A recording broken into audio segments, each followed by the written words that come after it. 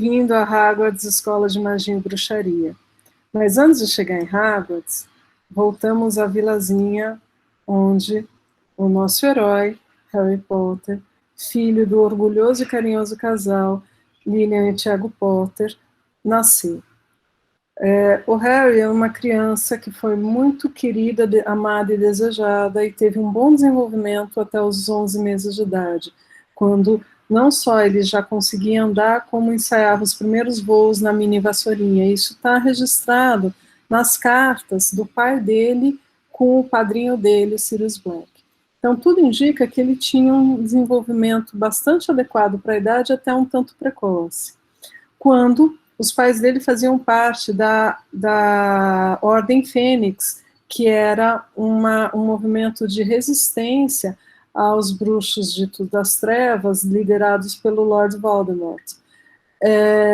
Então, aos 11 meses de idade, a casa dele tem o ataque do Lord Voldemort, que matou os pais dele, que se interpuseram, especialmente a mãe dele, né, enfrentou Voldemort para salvar a vida do Harry Potter. Então, aqui a gente tem a ferida, a quebra, né? A gente chama de narcisismo primário esse momento do desenvolvimento, desde o nascimento, principalmente até os 2 anos de idade, mas que pode evoluir até a adolescência, né, em algum grau, mas o principal, os 2 primeiros anos de idade, e depois a vida toda, em algum grau, esse desenvolvimento do autoconceito, da autoimagem, né, e que é muito via olhar atento da mãe. Quando eu falo mãe aqui, eu estou falando de todos os cuidadores e cuidadoras que concorreram para o bom desenvolvimento dessa criança, que tem esse olhar carinhoso e encantado para a criança, que vai devolvendo para a criança quem ela é. E se ferida narcísica é uma ferida de autoimagem, o que dizer de alguém que, a partir dos 11 meses, deixa de ter direito a quarto, roupas, objetos e principalmente características próprias? Harry foi privado do conhecimento da própria história, a ponto de saber que as perguntas sobre seus pais biológicos eram proibidas e geravam reações agressivas. Teve seus dons e particularidades criativas caracterizados como inexistentes, frutos de uma imaginação doentia ou como aberrações. Bom,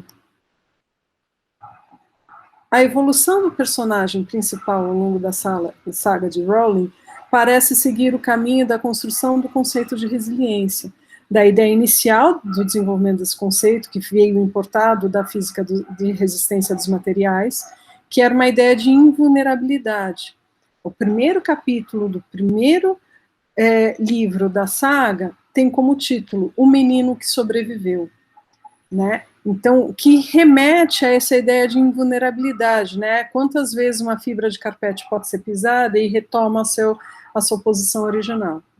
Hoje a gente entende resiliência como algo um pouco mais complexo que isso, né? O conceito dinâmico.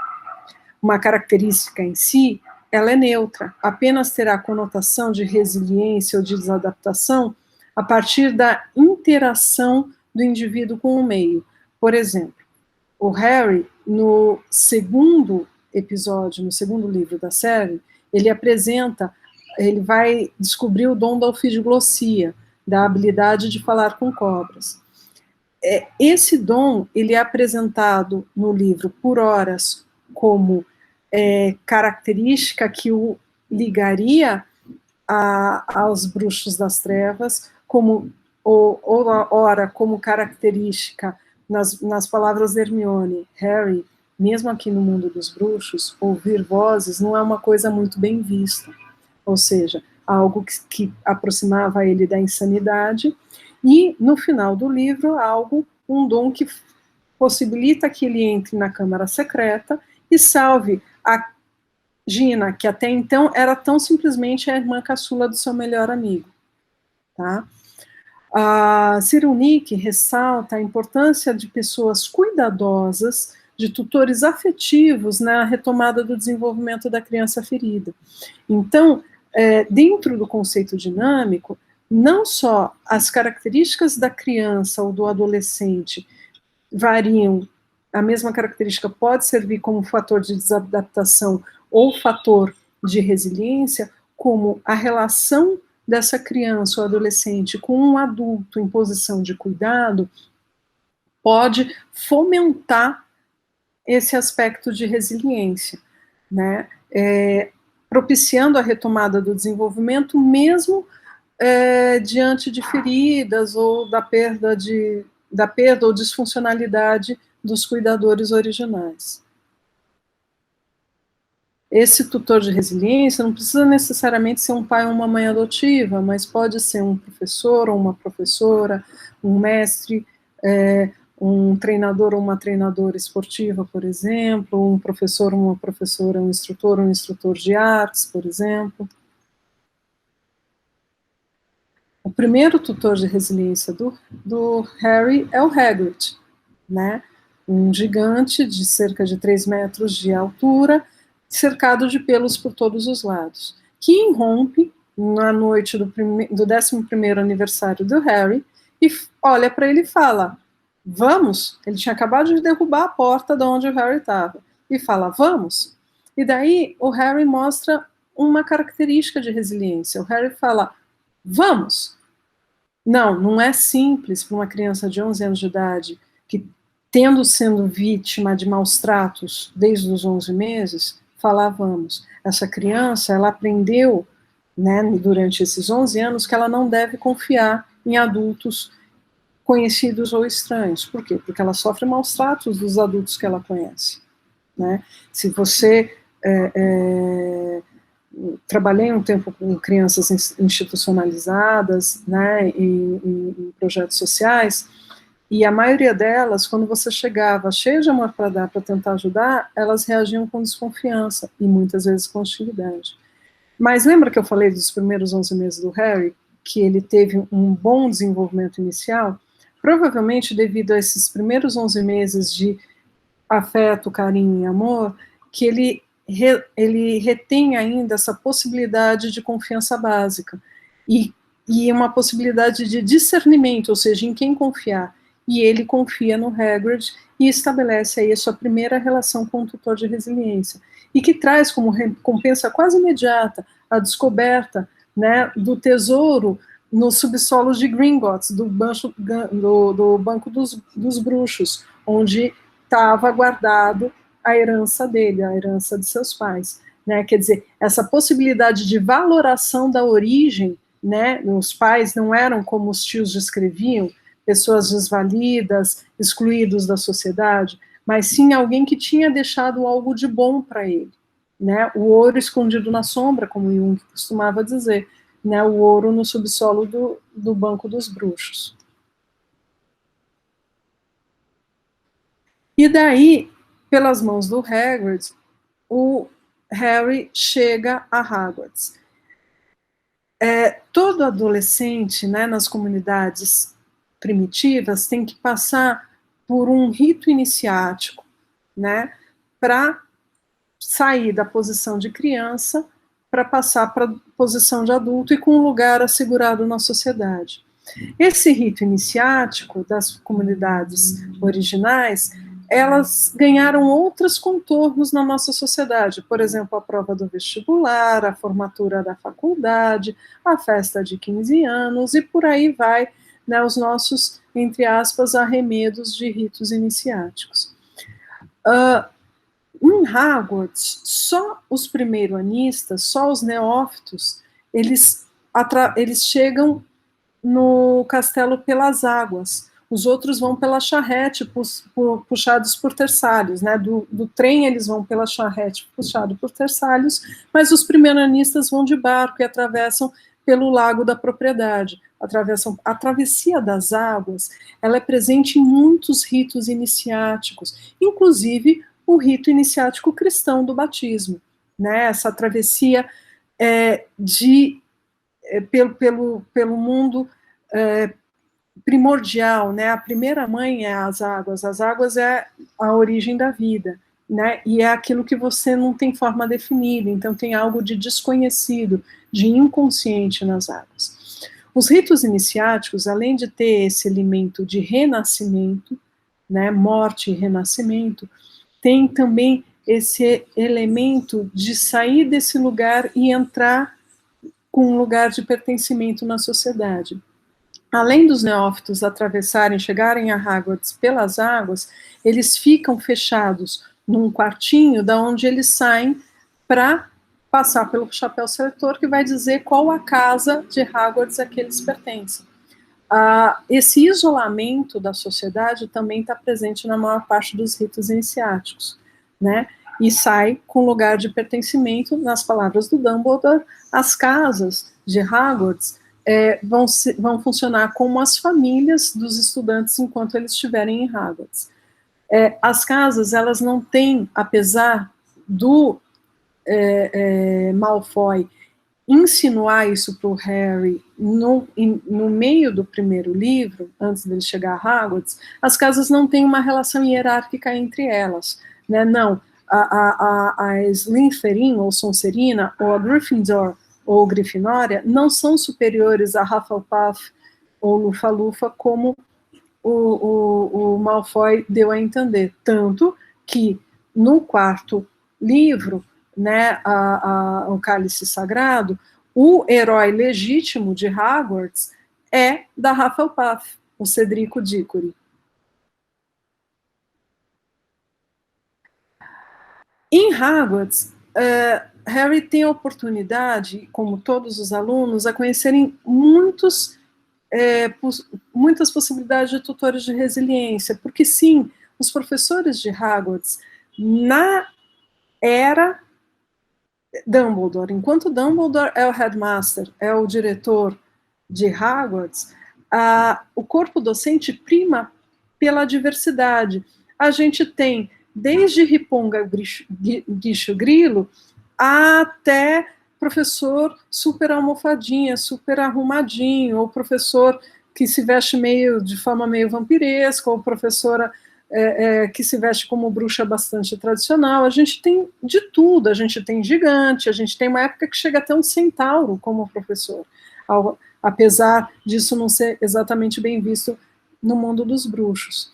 Então, a gente tem uma diversidade muito grande, isso propicia, aumenta a chance de identificação desses adolescentes com o corpo docente. O corpo docente também ele é muito disponível ao contato, né? Eles moram na propriedade do castelo e são muito disponíveis aos alunos. Isso propicia a formação dessas relações que vão funcionar como tutores de resiliência. E nisso, apesar das regras serem bastante rigorosas em Hogwarts, tem um outro lado de acolhimento da escola. Isso vai ajudar que esses alunos resgatem o seu desenvolvimento. Muitos deles são crianças feridas.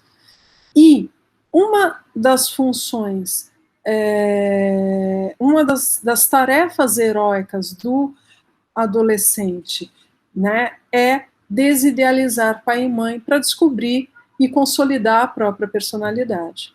Só que o Harry perdeu pai e mãe aos 11 anos de idade. Então, antes de desidealizar, nosso herói precisou idealizar. Esse é o ouro no subsolo de Gringotts que o Harry ganha, esse valor dos pais, né? A mãe, uma bruxa, a bruxa mais talentosa de sua geração, bonita, amável, querida, gentil e cuidadosa mesmo com os colegas ditos sangue ruins. O pai, né, um bruxo talentoso, capaz de feitiços altamente difíceis, por exemplo, de se tornar um animago clandestinamente para ajudar um amigo que era lobisomem e era excluído injustamente, um atleta de quadribol talentoso, que inclusive jogava na mesma posição que o Harry descobre o talento.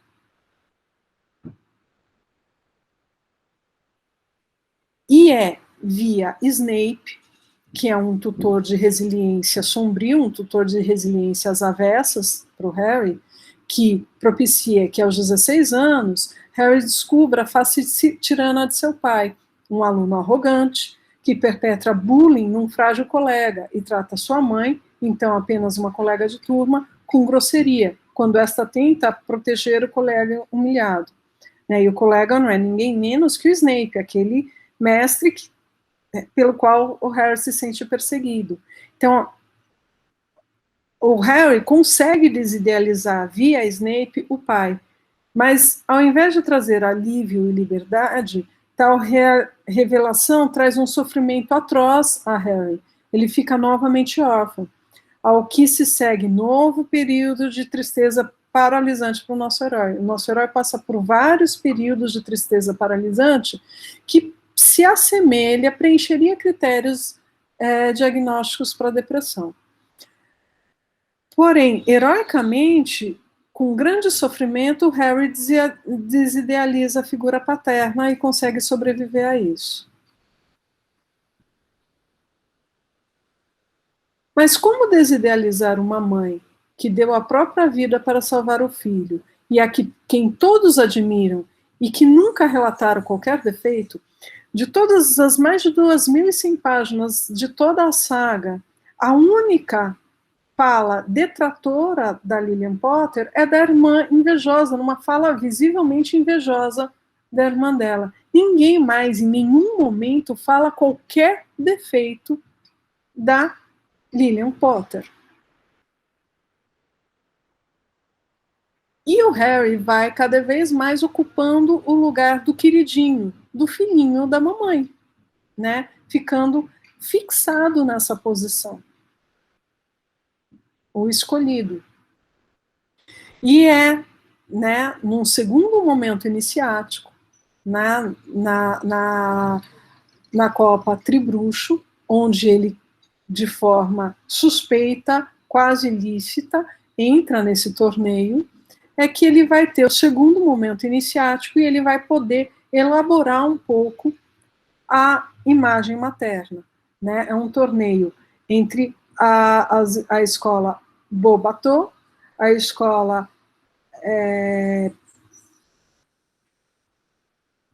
eu esqueci o nome da escola, Darmstrong e Hogwarts.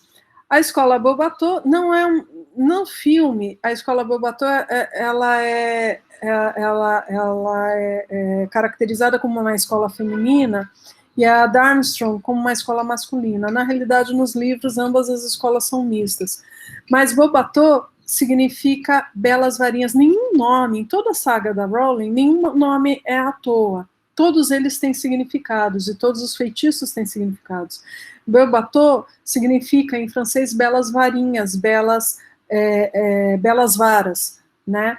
E que traz em si um princípio do feminino, né? E Darmstrong é uma corruptela de Sturm and Drang, que é um movimento da literatura romântica alemã, que significa ímpeto e fúria, e traz esse princípio de força, de masculino. Aqui eu não estou falando exatamente de gênero, tá, gente? Eu estou falando de princípio de yin e de yang, né? Esse princípio de diversidade,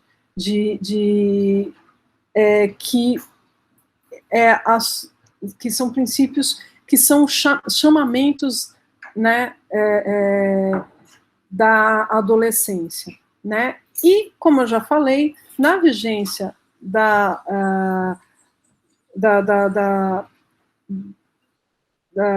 do Dumbledore como headmaster de Hogwarts, Hogwarts simboliza a diversidade. Então, na batalha entre os princípios feminino, masculino e de diversidade, entre os princípios yin e yang e de inclusão, que se dá o segundo momento iniciático do Harry.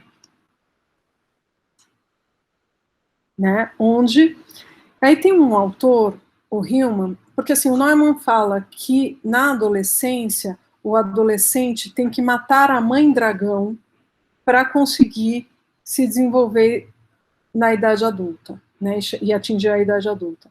E o Hillman fala assim que, eventualmente, matar a mãe dragão, o dragão é um animal imaginário, não é um animal real. Eventualmente, isso pode significar matar a criatividade, matar a capacidade imaginativa.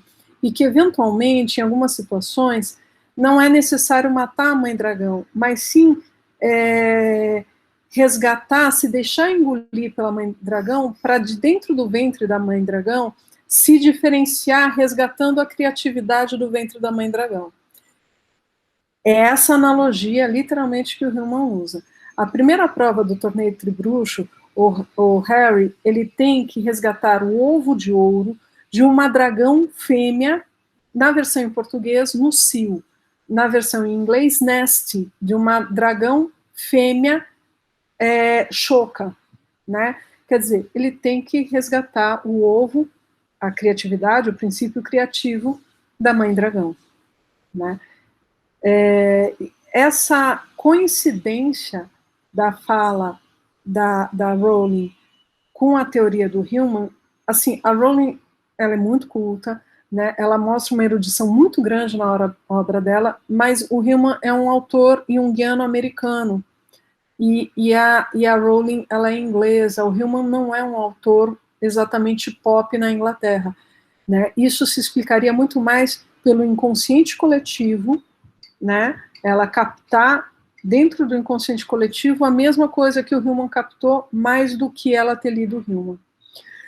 A segunda prova, o Harry, ele tem que descer no lago da propriedade, onde os sereianos sim, porque existem sereianos fêmea e sereianos macho, onde os sereianos aprisionaram o melhor amigo dele, o Ron. E ele tem que resgatar o Ron, e para isso ele tem que ficar submerso nas águas por 60 minutos. O Ron, ele é extremamente afetivo, e o Ron ofereceu para o Harry a possibilidade de acolhimento numa família, como o Harry não tinha desde os 11 meses de idade.